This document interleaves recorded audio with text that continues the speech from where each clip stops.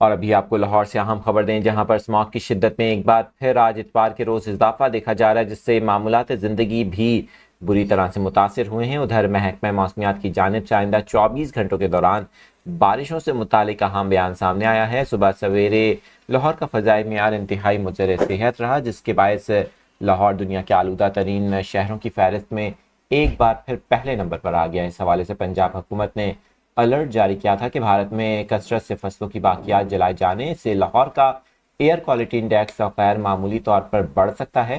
آج اتوار کے روز لاہور کا ایئر کوالٹی انڈیکس 1100 سے بھی تجاوز کر گیا۔ حکومت کی جانب سے خراب فضائی معیار کے باعث لاہور کے شہریوں کو گھروں میں رہنے اور کھڑکی دروازے بند رکھنے کی ہدایت کی گئی ہیں۔ اس کے علاوہ آپ کو بتائیں کہ اسلام آباد میں بھی اسماگ کے خدشے کے باعث دفعہ 144 نافذ کرتے ہوئے گاڑیوں، فیکٹریوں، بھٹوں سے زہریلی گیسوں کے اخراج، کوڑا اور فصلوں کو جلانے پر پابندی عائد کی گئی ہے۔ محکمہ موسمیات کی جانب سے اہم بیان سامنے آیا ہے۔